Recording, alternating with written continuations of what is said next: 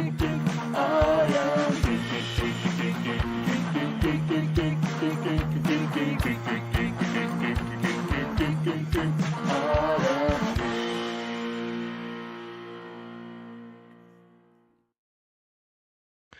YouTube, and welcome to iamGEEK, and we got a special guest tonight, so we're gonna jump right into it. So here we go in 3, 2, 1. Hello, and welcome to iamGEEK. This is episode 241. I'm Ryan, joined by my brother Chris and our good pal Katrin. And tonight we have a very special guest, and we're gonna talk about some spooky, fun things. It's gonna be a fun night. So if you like pirates, you like treasure, you like escaping from it all, then you're going to have a fun night tonight. So here we go. Welcome, Craig Watt from Terror Isle Terror Isle Adventures? Yes, sir. Escape rooms. Yep. And haunted attractions and so much. So we're going to get to. But welcome tonight to the show. How are you doing tonight? I'm doing good. Glad to be on here with you guys. I was glad you were able to finally come out and see the second half of what we do. Yeah, it was amazing. And we're going to get into that. I went and my wife and then our friends from Princess and Scoundrel, the YouTube show / podcast came with us, and we had a blast. I've personally done a lot of escape rooms. I know Katrin has done a lot of escape rooms. Chris has done a few. Yeah, I'm still in one. I never got out. It's called marriage, am I right? My wife doesn't watch or listen. Well, but this was probably, one of the best escape rooms I've ever been to, as far as quality and just the way the games run. It was top notch. So let's get into tell us your background. Tell us how you got into haunted attractions and escape games, because this is something that most people, don't get into. So this is really cool to have somebody on here that's done both. It's interesting because before I did this, I've done 2 escape rooms. So I'm a rookie at them too. So, which is a good thing, because my background is, I'm an insurance guy by day, but pay the bills to afford this thing. But I was a musician growing up, and I always liked writing my own music. I did not like to play covers because I always felt like it would influence the way I would write. Next thing I know, it sounds like so and so. So I've always had that mindset, and I took it into this business too. So not coming from that background, it actually gives you a whole different approach to it. So my background, I'm a haunted house guy. I've did it 20 years at my house, slowly building up, do it with the kids. Kids get grown, they leave. Then I'm like, what am I going to do now? So I'm like, screw it. I'm going to go build a pro one, as they call it. So in the haunt world, they have the home haunters and the pro haunters. They love saying this, but it's the same thing. The home guys have to learn how to build lots of stuff from scratch because they have no budget. So that's where you get into like the geeky stuff, building things out of whatever you can find and using, old computers and monitors, whatever you can get together to put together. But you have time. You can sit there and craft your project for the year. I'm going to build this monster that pops out, that's air pneumatic, blah, blah, blah. And you just go through it. You can't do that on a pro level. It's just too much work, too massive. So I came from that background. But when I started to build this, I was like, I got to fill in the other 11 months. And being a business guy and working with tons of businesses, I'm looking at all the different models. And I studied the haunted house industry for about 10 years, podcast, a lot of them. There's some great podcasts out there in the haunt world. And I got really into looking at all the different models and asking tons of questions, because haunted house owners are awesome to bounce ideas off of. They will tell you more than you want to hear. They love talking about their trade, and no one hides things. The whole industry really works together. You go to their Facebook groups, it's, hey, how do I do this? And there'll be 1,000 people that'll share. And it's really elevated up the technology and the knowledge. It's really cool. And so I thought about, murder mysteries, dinner theater. I thought about paintball. I thought about all that. And I was like, what would be cool is taking escape room games and stuffing them inside the haunted house. Yeah. Sounds cool, right? Logical. It's ultra complicated because all the way from the fire code, haunted house, you can't have doors. You can have curtains, but you can't have doors that have magnetic locks. It's a fire trap. Escape rooms, it's all about magnetic lock doors. So we had to design this from the ground up with almost two different brains because it's two different worlds. Escape rooms are geeky. Haunted house is more like rock and roll, outcast, like to scare people. But merging them together, even at the trade show, it's called Trans World. It's the biggest trade show for haunted houses, and they have a whole escape room section. You don't see people even crossing over that. I would go to the classes this year, and I'd go to escape room classes because I need to soak in all the information. There's not that many haunters in there, but they're starting to grasp this. And the strength of a haunted house person is immersive theater, deep psychological design. I mean, when you scare someone in a haunt, you don't know it when you're walking through, but there's someone that's figured out, hey, I'm going to put this distraction here. I'm going to have them come this way. I'm going to hit these two senses so I can make the reptilian brain kick in and they fall on the floor. It's really logical, but you don't see all that. You just go, oh, I just got scared. So combining the both of them, it made sense on paper. Very complicated, but I think we pulled it off. So you did. I'll go ahead and say it. and we're trying to. I don't think I could ever merge both into just one business because I've had that idea. How do you? Because there's scare versus puzzle solving. You can't solve puzzles scared. It's too hard. Yeah. The brain doesn't. Just watch the Saw movies. It didn't work out for them. It doesn't. And Vegas has a solved escape room. I wonder. I've read some reviews of it, but I don't think you could just flat out put a bunch of actors in there and scare the snot out of them and expect them to solve puzzles. It doesn't work. So I don't know if you can get it to the point of where it's merged into one new beast. But I don't really even call them escape rooms. What we do is I call them adventure rooms because we do it a little different. Escape rooms, you go in, you got 60 minutes for people who've never played them before. You're solving a series of puzzles. It's like a live action video game, basically. And without the virtual glasses, right? So, but most escape rooms, they give you either a limited amount of clues or if you fail, oh, well, they want you to come back. And I played one recently that is one of the best in the country. It's fabulous. It's a haunted house guy owns it. And I won't mention the name. But he gives you 3 clues. And you pay a lot of money to go in. Yeah. And we were 7 minutes late. We shouldn't, of all people should know you don't show up late to an escape room because they cut your time. We didn't beat the game. We didn't get to see the big finale. And I looked at my guy and I was like, that's exactly why everybody's a winner at our place. So we're going to make it as hard as possible. But we're going to let you get right on the edge through our game masters, which are like dungeon masters, and get you right on the edge where you struggle all the way to the end, but you win the game. So you feel like you had a good time. You ended the movie. And it's just a different, and I think some escape rooms are moving this way because the model of, they'll come back and play the same game. They won't. They'll play the other games. Yeah.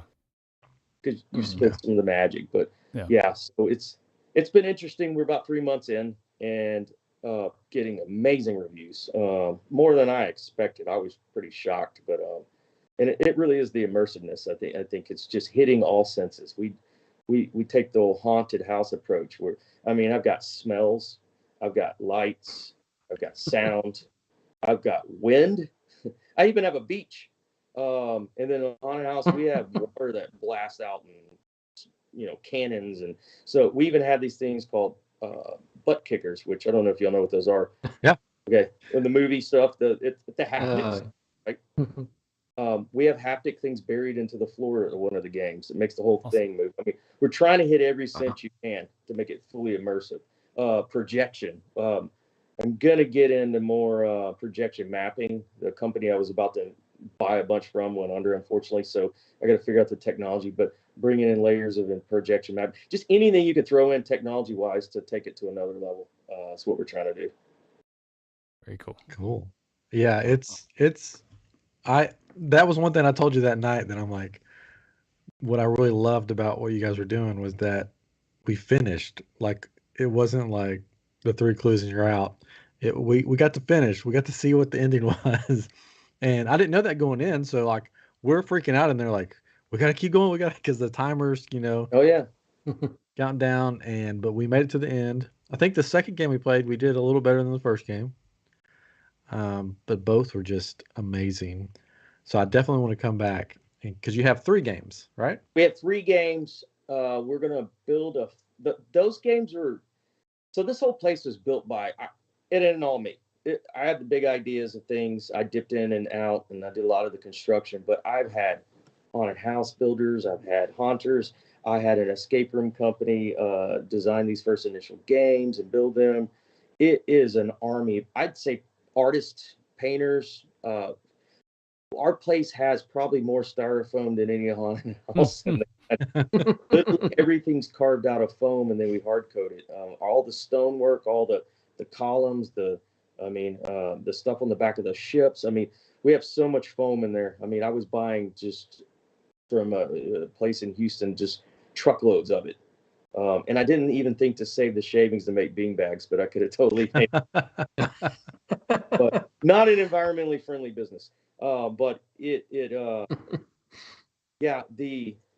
it's interesting. The technology is pretty cool on how this works. So there's like different levels of escape rooms. So escape room guys apparently don't use this terminology anymore, but I'm not an escape room guy. So they have like generations. So generation 1 is like analog puzzles. And it doesn't mean one's better than the other, because I played one recently in Houston that has live actors that's amazing, and they weren't over the top tech heavy. So that would be like locks, wooden puzzles, they're hard. They can be hard. Yeah. Second generation is someone's behind the curtain pushing buttons. Electronics, releasing this door, opening this hatch.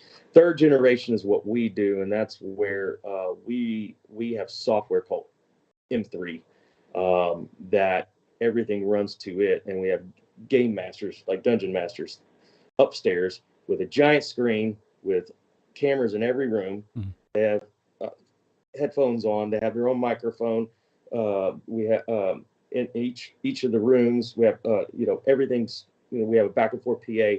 Those computers basically go through to a hub, if you will, called a PLC in each game, which then broadcasts out gazillions of wires to all these switches and effects and things that release and smoke machines and lights, and it runs off what's called DMX. If you all have ever heard of that, DMX. It's the same things they use in rock concerts for lighting. It's a pretty cool software that you can use to control the coding. You can control anything on it. So it's whatever your imagination can come up with. TV controls, we do all that too. Everything. So there's a gazillion wires in there. I'm scared with DMX. It's one long series wire. One snap, you're screwed. And I'm going, concert really run off one series of wire? Yeah. Yep. That's how they do it. I'm like, really? It's like, and so it works apparently.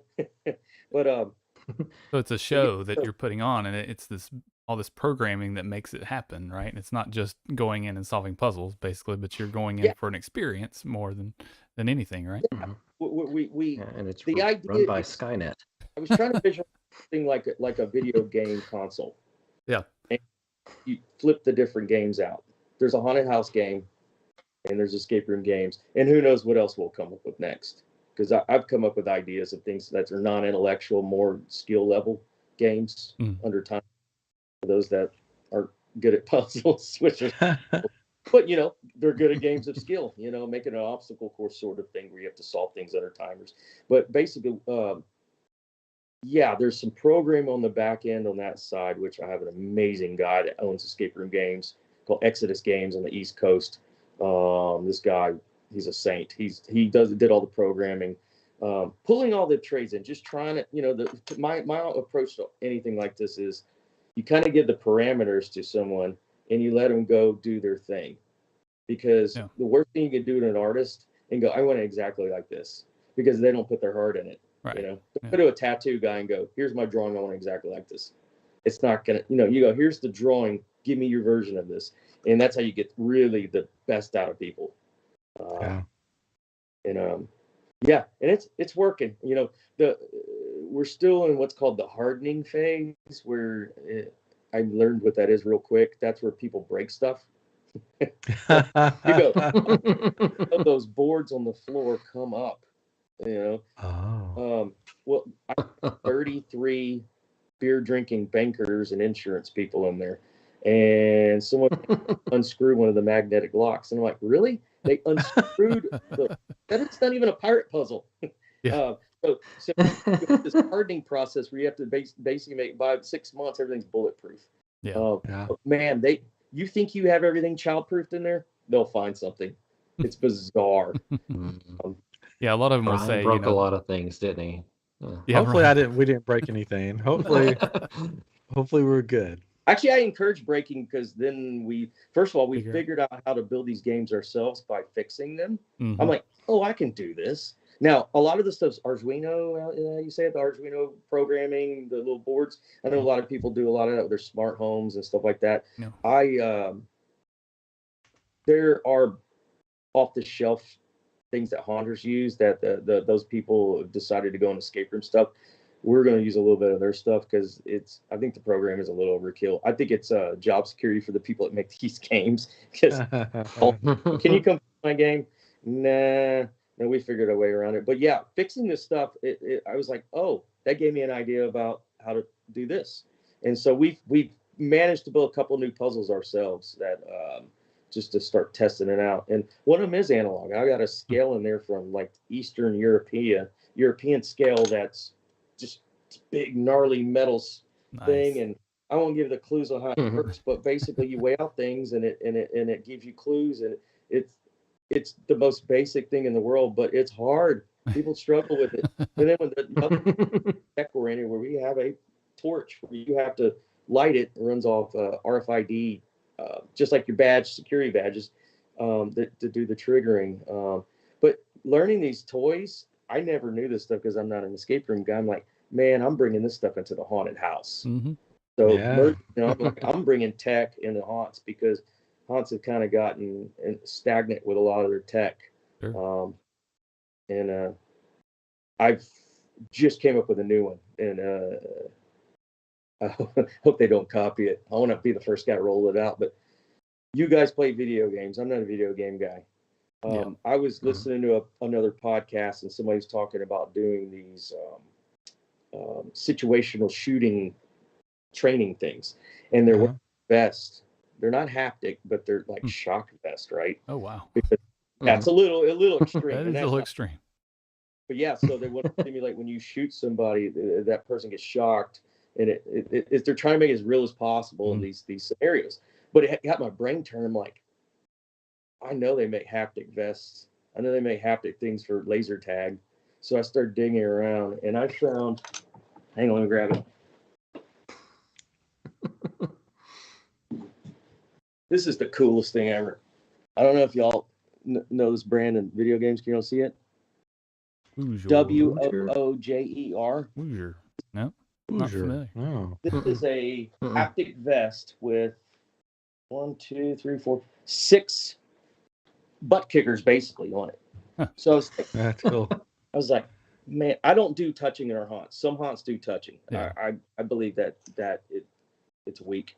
If you can't scare somebody with your abilities and your settings, then you need to go practice. Touch it's kind of weird, and I'm an insurance guy. And I'm like, we ain't touching anybody, but I sure as hell will put them in a haptic suit. So I came up with this is going to be cool, and no one's doing this. So that's still my idea, I'm sure. So this fourth escape room game, I'm going to strap people in these haptic vests, but they're going to be coated with a pirate jacket, because everything we have is pirate themed. Okay. Oh. And I'm going to be able to trigger these things when magic spells go off, when a gun gets shot at you. Yeah. It's going to be cool. Nobody's cool. doing it. And That's awesome. Games all the time. Yeah. And it's just like, this technology is not really that complicated. We got way crazier stuff. It's just speakers that have a little off-center weight, basically just vibrates. Yep. And people make these things off of Sony controllers and stuff like that. But I was just like, nah, I need something a little industrial. So this brand, I haven't tested yet. I'm charging it. I'm just like waiting for the 2 hours. Right. Imagine being in the vest and you're playing that game you played, and then certain triggers happen and things start vibrating you or clues. It's just another level of making it more immersive. Yeah. Yeah. Does that connect with like That's Bluetooth cool. or something like that? Or You can do Bluetooth or you got a jack on it. So okay. the problem with Bluetooth is, because I've been trying to map this out in my head, how the hell am I going to do this? And this is where the home haunter stuff comes in, because I got to figure out how to rig this thing. Bluetooth, obviously, you have a one connection, one device pairing. Well, say, I don't think I can get this ready for the haunt season, but I definitely will do it in the 4th game and then figure out how to do it through a whole maze. So the way our haunt's laid out is it tells a story. You start in a ship, you end in the treasure room. Imagine any pirate story. It's basically the same thing. You shipwreck, blah, blah, blah. We got voodoo sections. We've got taverns. We've got dungeons. We got all that stuff. But with a Bluetooth, you only have 100-foot. Right. That's the weakness of Bluetooth. I have one that'll get maybe 125. They're limited. It's a cleaner sound, obviously. But what I'm going to do is I'm going to take FM transmitter, receiver. Yeah. I'll hook up the FM receiver to it.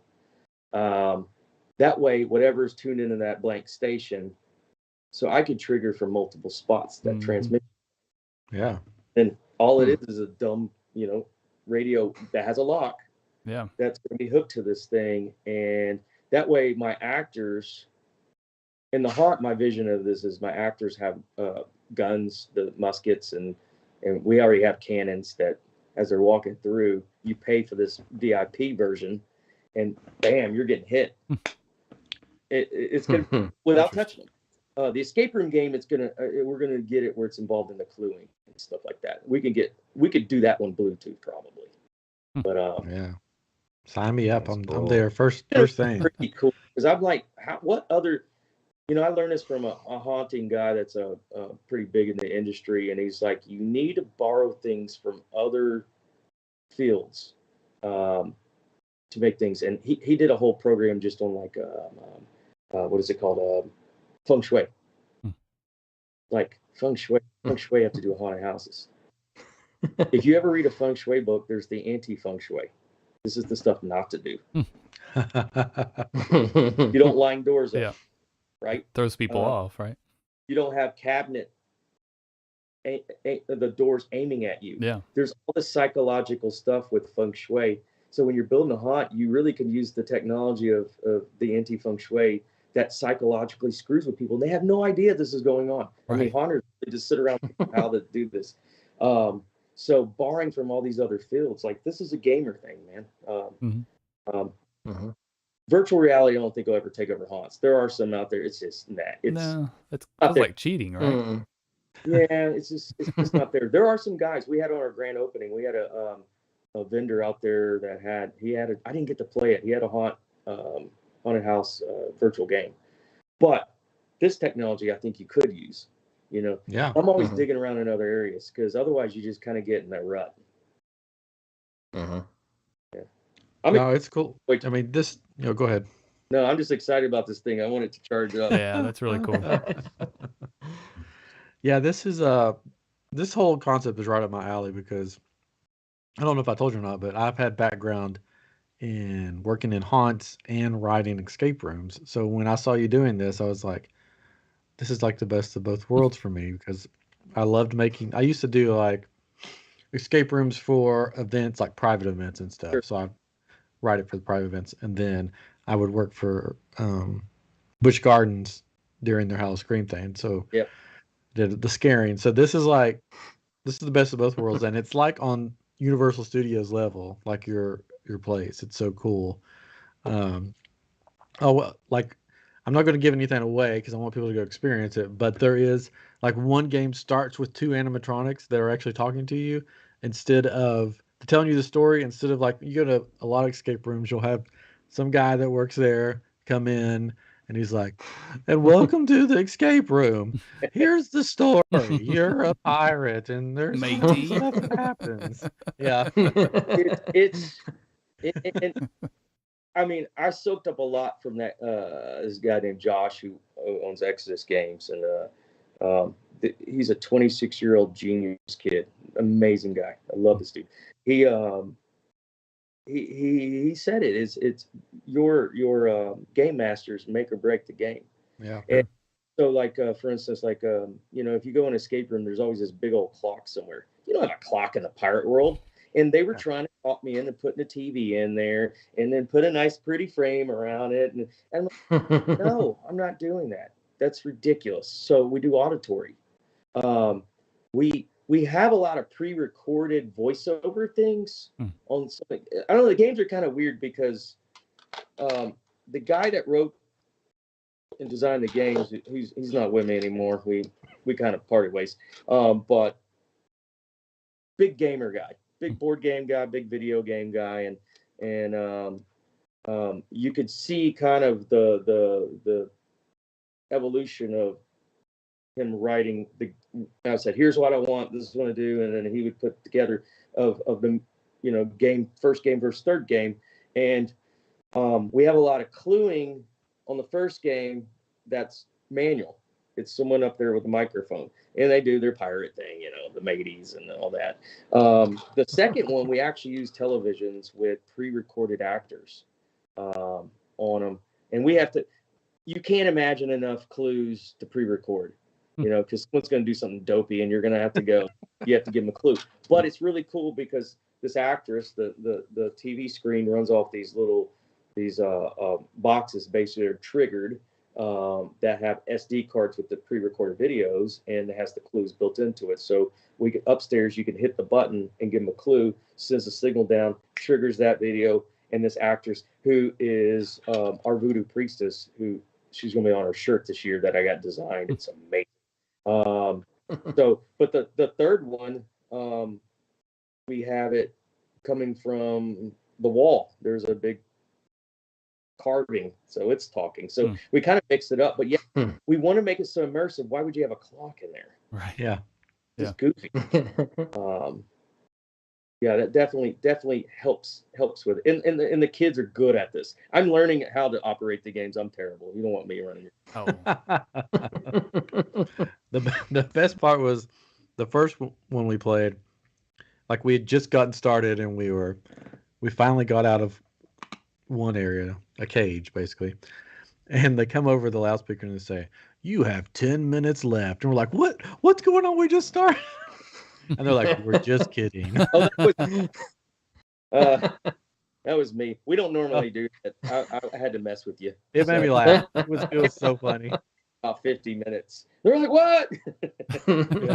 Yeah. Just kidding. Yeah. It's pretty cool being up there because you have to design these games. What we had a problem with is when we first rolled out one game and then got the second one going, got the third one going, because as we're rolling these out during the day, we're building, repairing, and fixing things that were given to us that didn't quite work the way they were sold, and trying to fix all the problems. And I'm grateful for that, because it did teach me. I'm like, oh, I can do this for thousands of dollars cheaper. But it with each one of those things, with the cluing, you get someone in there that's played a lot of escape room games. They were whipping through these things in 30 minutes, and I'm like, this is a nightmare. What are we gonna do? So we're like, okay, I guess we got to put our big boy pants on and make some extra games. So we start adding them in there, and we got it about balanced out now, where you can always make it easier. You can't make them harder. Yeah. So the thing is, we really went a little bit over the average person's skill levels on some of these, but we can get them timing right where they finish just right. Cool. That's the key. No way everybody's a winner. We've only had 3 people lose. And wow. That's and we won't. You're like, we've tried everything. I'm sorry. I think we're turning the lights off, going home. One group, I think they were hired in a kite. I think that was their problem. We've been here for 3 days. Yeah. I don't think they were going to escape to their car. The one thing that about got me is before, I think it was before we played the second game, you were just sort of going over the rules real fast, and you said, whatever you do, don't touch anything that's red, because that's not part of the game. Don't touch anything that's red. Yes. Sprinklers or whatever. So we get in this game, and we get to a part where we're stuck. And we're like, what are we supposed to do? And there's these two handprints that are red on these two things. And I'm like, well, we can't touch red. So we know that has nothing to do with the game. Maybe so we can't touch red. For those. So then somebody came over the speaker and said, you can touch those. And it's like, oh, okay. It's kind of hard. It's so weird. It's literally you have two different brains you have to run on this. So the haunted house, no one touches anything. They stay in the center of the lane. They crouch down. They don't see any of this badass decor. Yeah. Since we're brand new, we had about 2,500 people run for the season, which is not bad for a first-year haunt, but it's not where we're going to end up. We'll end up at 12,000. It's about all we can do because it's a single run. And it's not like, Universal, you have, multiple 10 haunts, which if you have never been to Universal's haunt, you got to go. It's not. Oh, yeah. I just geeked out the whole time in that thing. I was just. You could throw something at me and try to scare me, and I'm not going to care. I'm like, how did they build that? And that's the. I do the same when thing. You go, you're not even scared. You're like trying to figure out how they made something. Right. Yeah, I've done. When I went through the Universal ones, I was just pointing at something, going, "Ooh!" and someone's like, "Oh!" I'm like, "Don't." I'm looking at how you build stuff. Just go scare those people. Contracting heaven. So with the haunted houses, it's so weird because no one sees anything. They don't look up.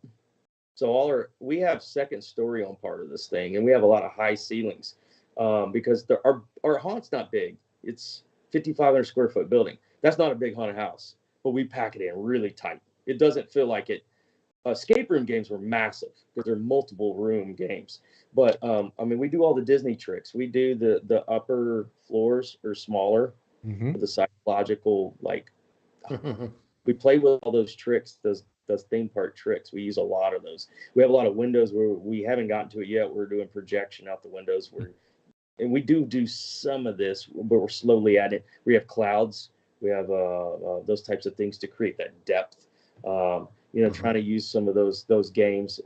And then like Disney did, if you watch the Imagineering series, which is awesome, they start bringing in that projection mapping. And we did some of that this year, but we're definitely, that's coming in there. We've got spiders and all kinds of crazy stuff we're going to do. But the escape room people versus the haunt, it's just everything has to be bulletproof, and you have to lock things. So we have locks locking the computer rooms, and we're like, okay, how do we? And maybe we need to change the color of the locks. But just paint the hands white or something. Yeah, it's like, how do you keep people out of places they're not supposed to go and think it's part of the game? And we have emergency buttons for these magnetic doors, and no matter how many times you would tell them, the kids go slap it. You're not supposed to do that. So now we have big signs over it. It's very interesting watching the psychology of people do these. So what was your favorite part? Oh man. There was one thing that I thought was really fun that I've never seen in an escape room before, is that you basically had a skee ball game. Oh yeah. I'm like, this thing looks like a skee ball game, and then I found these balls, and I'm like, it's a skee ball game, and you had to like roll it in this mouth that was moving open and closed to get something to trigger. That's awesome. I still don't know what that triggered. It triggered something. It popped out some stuff around the corner. Oh, okay. Because I was doing that, and other people around the corner. Yeah. It popped some those golden things out. Okay. Yeah, the skee ball game's pretty interesting because that was all of our games, and from a financial business standpoint, I did not do this right. We basically said, we want this, and I should have said to these escape room builders, what do you have, and let me reverse engineer it into the game. So the way a really, really good haunt, the big haunts that do a good job, is you write a backstory.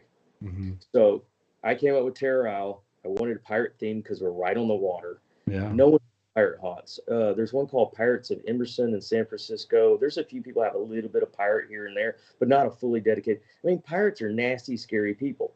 Then you got the voodoo thing. I mean, we're 6 blocks from the water, Jean Lafitte, right there. You know, we literally are where pirates used to be. You know, we're 15 minutes from Galveston, Texas, so it's all there, right? So I brought in a guy from Houston that wrote. His name's Billy Stewart. He has a bunch of horror books he's written, and he's got podcasts. He does all this stuff too. And we became friends over Facebook, and he helped me write the whole backstory. So we then, from the backstory, now you got kind of it's kind of storyboarding the haunted house in the games, and then from there you can flesh out your characters.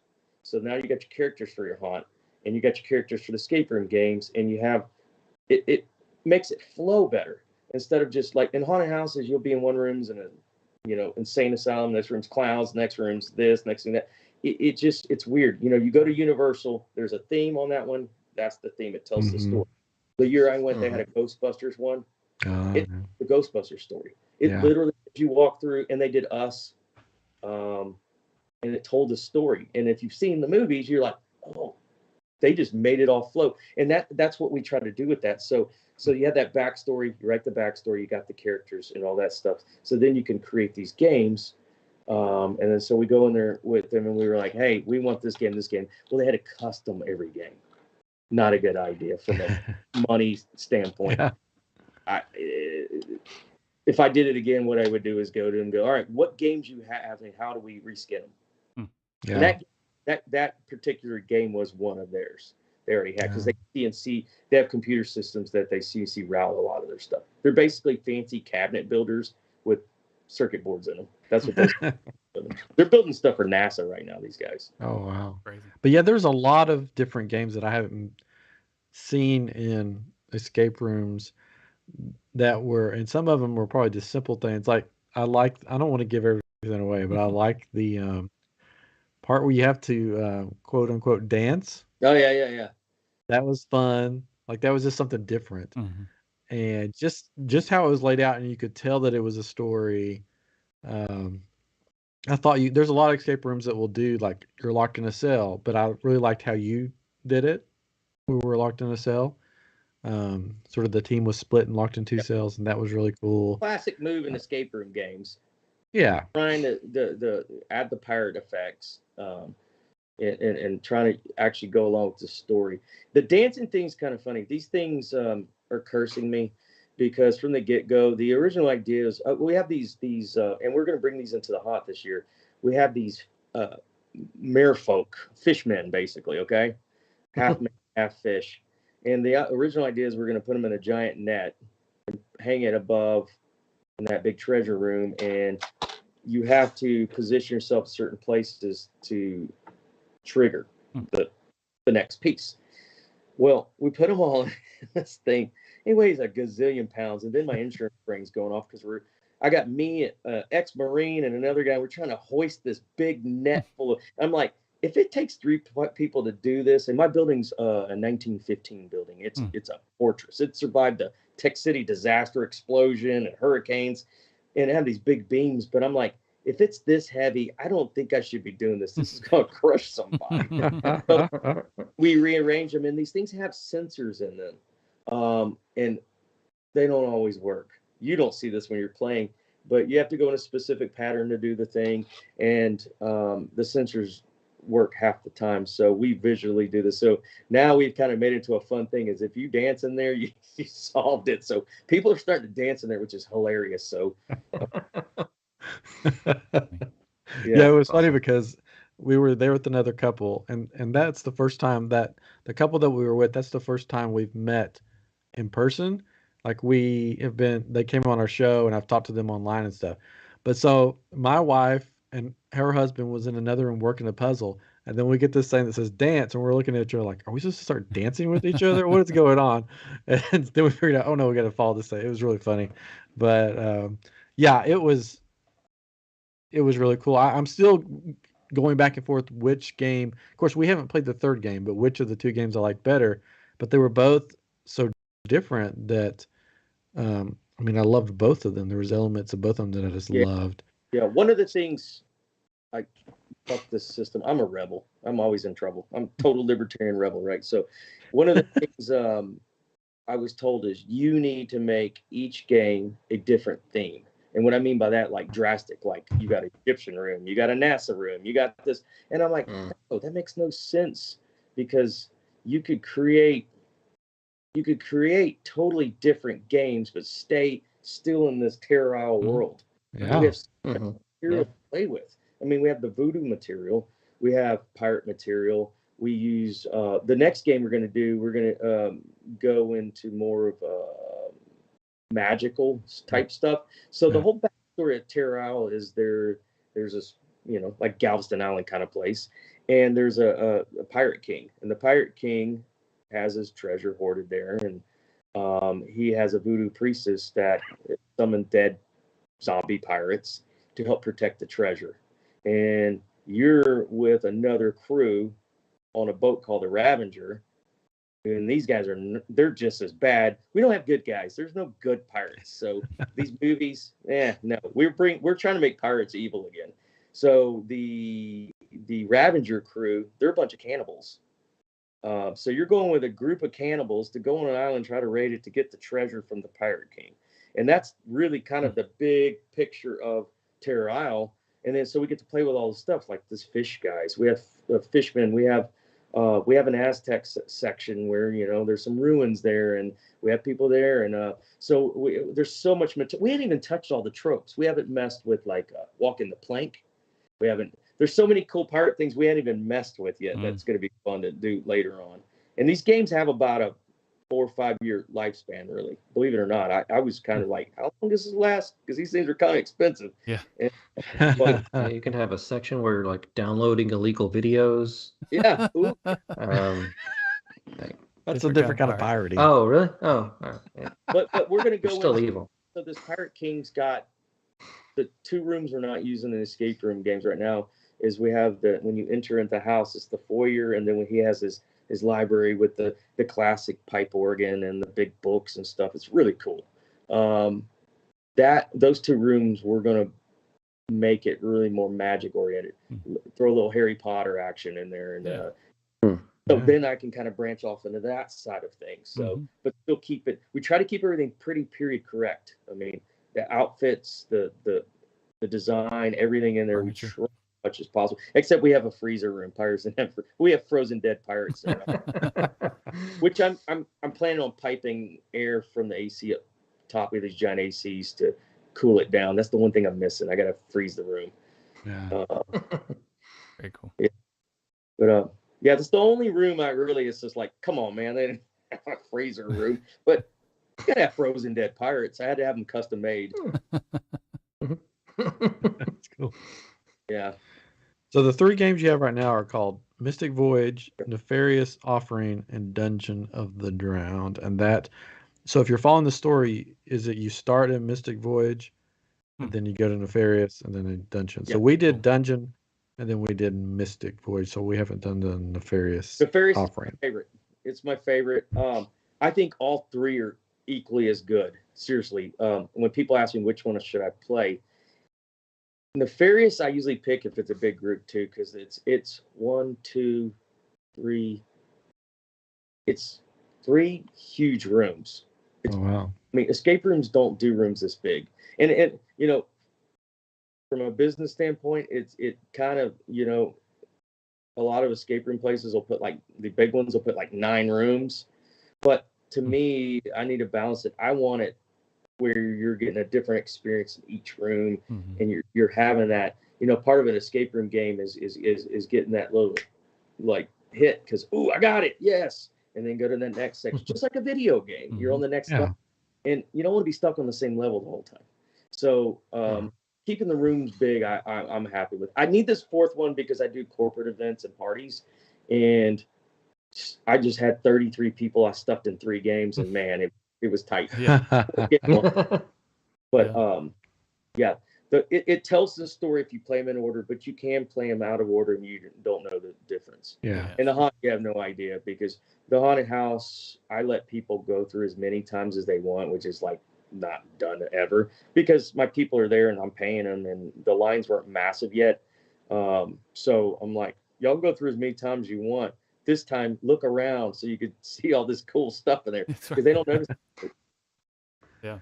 They're And we have a distracted giant, by the scares. and we have a massive. We have a shark that's head's as big as a car. Yes, that jumped. Yeah, it's huge. We rounded a corner, and there he was jumping out at us, and it was really funny. That's the only scary thing I leave on, because it's so big. What am I going to do with it? I might as well use it. Yeah. I have all the dead bodies are upstairs right now. So, and all the are turned off and hidden. And so the idea is, September 15th, I'm gonna use 2 weeks to lead up to the haunt.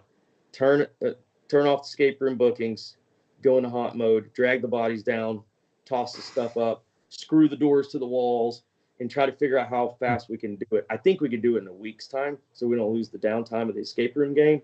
Run the haunt for Fridays and Saturdays only. I overextended last year. I did the typical haunt season, but I'm not big enough yet. I got Houston's a weird haunted house town. It's not like the Midwest and the East Coast, West Coast, where the haunts are huge in those places. Houston's weird. Yeah. We have 7. I think there's 7. You know, in Dallas, Fort Worth, there's like 24. Okay, Wow. it's very bizarre.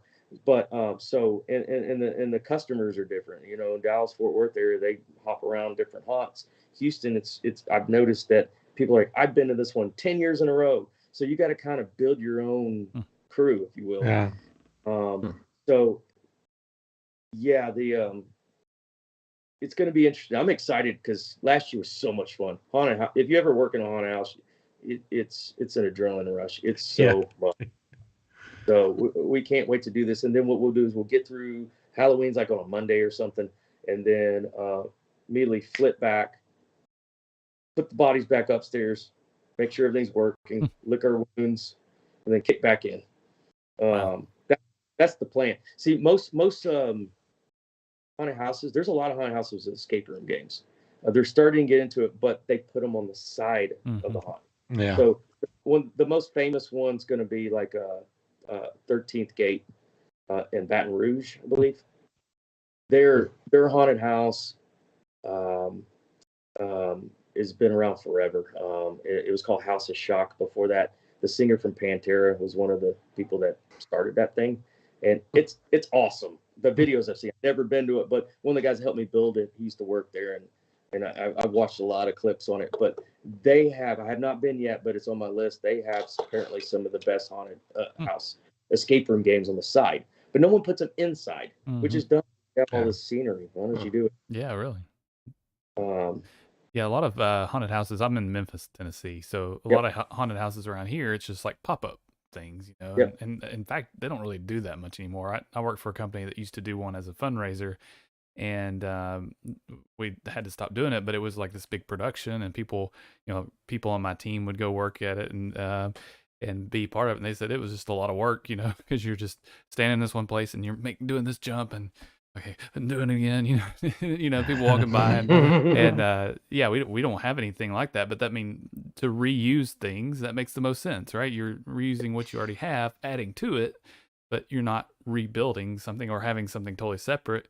And then you also have the benefit of somebody coming in and be like, ooh, this is cool. And oh, you do escape rooms too. I'll come back, and do that. Or something. Yeah. From a marketing standpoint, I had, everyone that signed up and bought tickets for the haunt then now gets emails about the escape room. Everyone that goes, by the way, as an insurance guy, all these escape room guys make you sign waivers. Waivers are garbage because you signed it, but your wife didn't. Right. Your kids could sue. And I asked this guy, what the hell do y'all do waivers? Haunted houses don't do waivers. Why do you do waivers? To get their email addresses. Duh. So it's kind of building on itself. So now I'm building up all these escape room folks that love the place, and they're coming back. It's crazy how fast they come back to finish all the games. Yeah. They want to do the whole story. That's awesome. So I need a fourth one, but now they get to go see another side of Terror Isle, which is crazy different. I mean, the technology, we changed the lights, the sound, the intensity of everything. So haunted house is so loud. Everything's jammed up loud. The strobe lights and the intensity of the lights, and you're trying to get people on edge. Escape rooms, you can't do that because they got to be able to talk to each other. We've had to bring down the sounds. I mean, we got night eagles and all kinds of pleasant sounds. But yeah, that gets flipped on its head. So it's going to be fun seeing how fast we can go the other way. But yeah, but for it's finished all the escape room games, has never been the haunted house. It's going to be like a whole different place they've never been to. They're like, whoa, what is this? That's cool. Did you say, I could be wrong, did you say that when you get closer to the haunt season, you're going to do something special with the escape rooms? I can't remember. I thought you said something. Ideas. I have more ideas than I have energy and time. There's a escape room I played in Houston called Strange Bird. And if you're ever in Houston, you've got to go do this thing. It's so good. It's just a different take than what we do. We're more universal, and these guys, they have actors in there, live actors, and it's more of a theater immersiveness. It's really, really awesome, and it's a long one. It's like an hour and a half, I think, long. Yeah, we went and played it with some friends that are about to open another escape room in Houston, and the owners found out it was all of us, and they're like, "Oh, we're going to come do the acting." So we had the opening to it, and then they gave us a behind-the-scenes tour. They're awesome people. And it gave me a really cool idea. And I'm like, okay, so about the time we're getting close to shutting down is when we do actor tryouts for the haunt. Why not put these guys in costume for the last 2 weeks before we shut down and embed them in the escape room games? Just random characters in there. They're not necessarily running the games or anything, but you just got people walking around talking to you. So now you got pirates and voodoo people and monsters jumping out and make kind of just add a little immersiveness. But what I was thinking is that it gives those people time to practice their characters. Yeah. Because a really good haunt, you need the backstory. They need to have some frame, like I said, with artists, but you give them the freedom to play in it. Not just boo, get out. If anybody says that, it's terrible. It's terrible. There are haunts that do that, and there's ones in Houston I've been to that I'm just like, boo. That's all you got. No, don't do that. You're making me cringe. So I'm thinking about doing that, at least with a few of our actors, to let them flesh out their characters, because I think it'd be really cool too. Just add another level to it. But then in October, I'm doing another thing where every Thursday I've got a micro event, is what I'm calling them. So basically, the first Thursday, the local junior college has they teamed up with me, and they gave me this idea, so I'm giving credit to them. College of they're going to have a program there where we have about 30 people in there, and we have a lady who wrote a book about ghosts in Galveston. So she's going to do a lecture about ghosts, and then after it's over, I'm going to give a behind-the-scenes tour of the haunted house, so you can see all the that I do. We love haunted house people love showing behind the curtain. Escape room people know they don't want to give you all the clues, but see all the magic and all the monsters work and how it works. So that's going to be the first one. The second, and I was like, ooh, that's a cool idea, because I was going to throw a festival, and I started looking. I was like, I don't want to throw a festival. I've done those. It's a pain in the butt, but this is easy and really cool. So this will be like VIP things, and they'll also get a pass to the haunted house. So they get to go to an event, get a behind-the-scenes tour, and they get a pass. So the second week, I've got the paranormal ghost hunters coming. So they're coming to the building next month. It's a building from 1915. I've got about a half a dozen employees that claim they've seen two ghosts, a lady and a man. I have not. But I can tell you, I had some strange crap happen in the building. I've been in there early in the morning by myself, and things are slamming that should not slam. We've had the panic button pushed, and there's no one been upstairs. It's one of those ones you got to stick your finger and push up. So they're going to come do an investigation in the building. It's going to be really cool. And then it's called South Texas Haunts. They're on Facebook. You can find them on there. They have videos on YouTube. They're going to come do their investigation with all their equipment. But then that Thursday in October, they're going to come back and do a whole presentation of like places they've gone and all that. That thing's getting so much buzz locally. I'm actually renting the building on the next block and doing a huge event with that, where they're going to be able to showcase all their stuff. Then I'll bring them and do a behind the scenes tour, and then you get to pass the haunt. The third week is going to be Billy, who wrote the horror books. He's going to come there and talk about writing horror background. He may bring another person with him. And then the fourth, I got a tarot card reader girl coming that's going to talk about how to read tarot and all that. It's going to be cool. So it's like little special VIP events you go to, you get the behind the scenes tour, and then you get to come back and do the haunt on the weekend. That's cool. That's cool. Yeah, I want to check those out. Yeah, it'll be fun. And, you know, it's all of it. I think, you know, my normal tickets for the haunt's like $25. I don't charge a lot because the haunt's about 15 minutes walk through. But we destroy you. We hit you. Each actor hits you about 5 times because the way, not physically, but the way our haunt's design is, you can be on one side and you can hop to the other side in like 2 seconds, and people don't even know. So an actor can get you multiple times. That's how the really, really good haunts. It was well designed for this. And so when you leave, you're shocked and awed. You're like, whoa. And then we will have a tarot card reader there that's going to be doing fortunes every night. So we built a special room for that. But yeah, it's definitely trying to do some different things. I think these little events are going to be really cool for people, especially people who love Halloween. Cool. Well, I've got some thoughts that after we stop recording, I'm going to tell you. I won't say it on the air. I love feedback from anyone. And that was the best thing, is bringing in some of these escape room pros. I let them play free a couple of the games. Some of them, they came back and paid for some. And I was like, please beat me up. I want you to beat me up. I want to know whatever. And they're like, dude, this is awesome. I'm like, but they give me a few things that I was just like, I didn't think about that. So, you know, feedback is awesome, because, you know, if you think you got the best thing and you stop learning, you're going to die. Yeah. Well, it was an amazing time. Do you guys, Chris, Katrin, have any questions? No. No, I just want to say I love the artwork. Ryan's got some behind him, but Yes, on the website and everything, the artwork is really nice.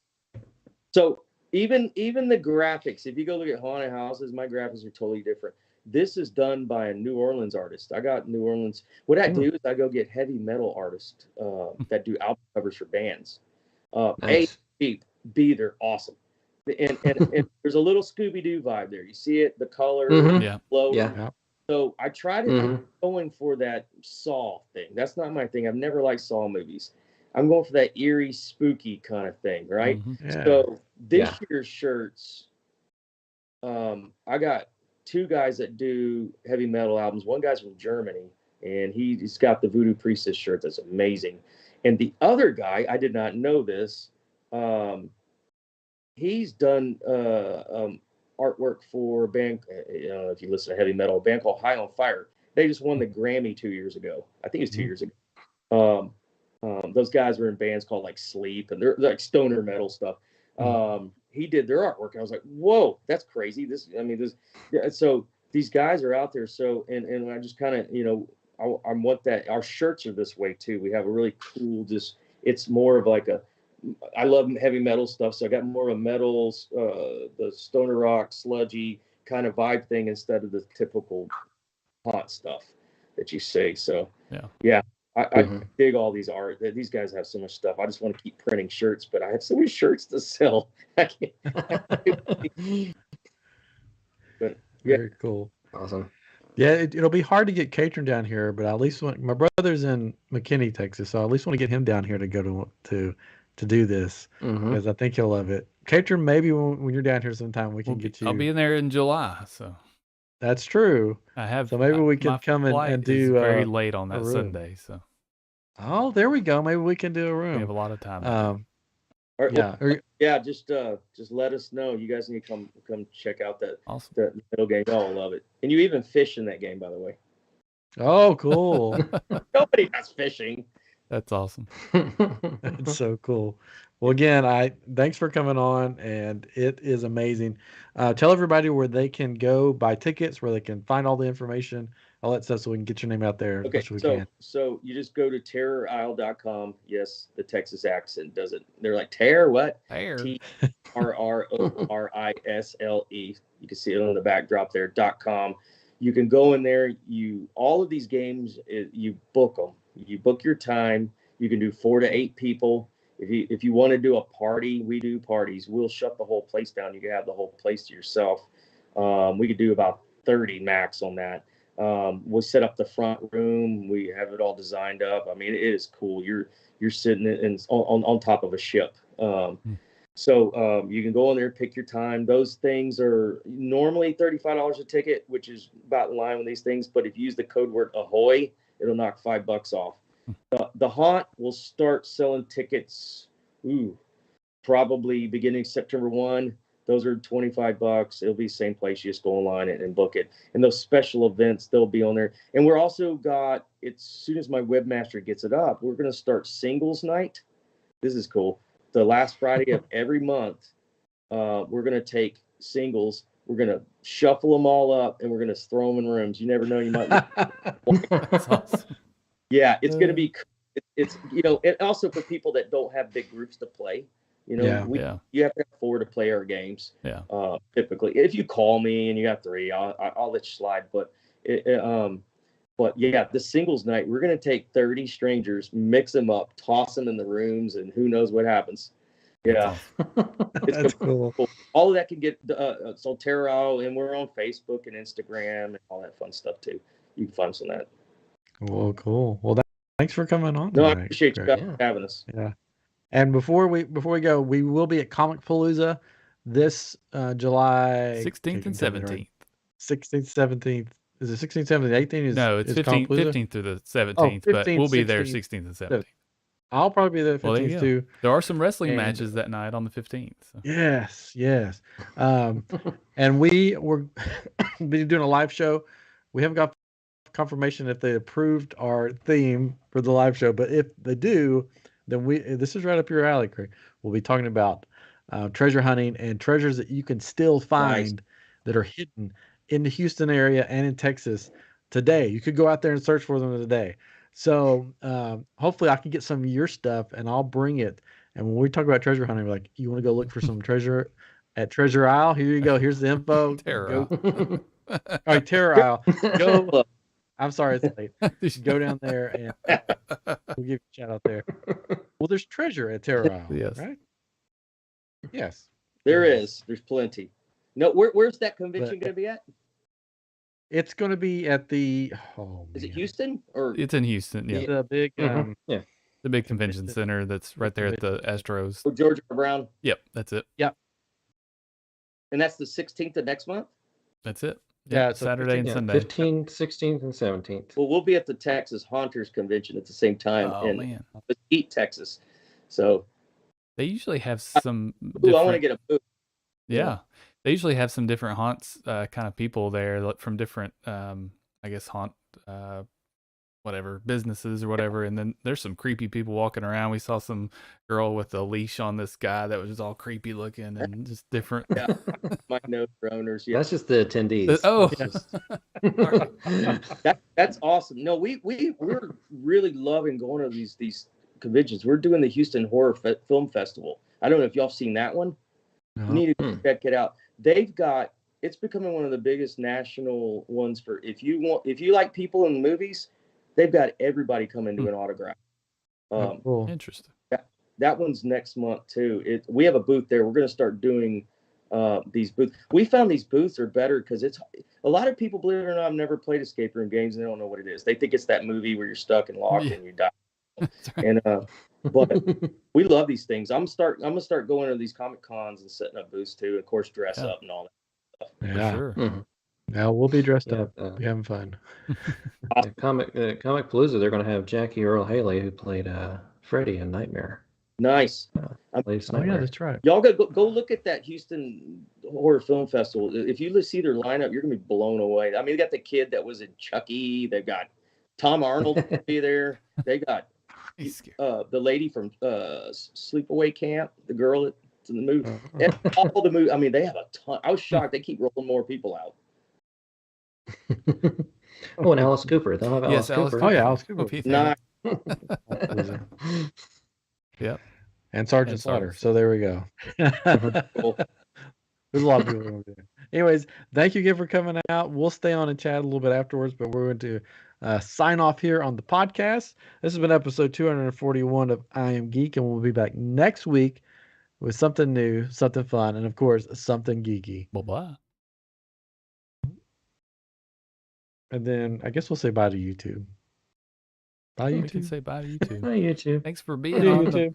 the chats. We had a few people out there, and your wife was watching on Facebook. So Yeah. her and her friends or coworkers. Uh-oh. She's in DC right Yep. now. by the way. So some other people, Are we- but I don't know if they're friends. Are we We're not off? off yet, but I'm going to. Oh. Bye. Bye. Maybe. There we go.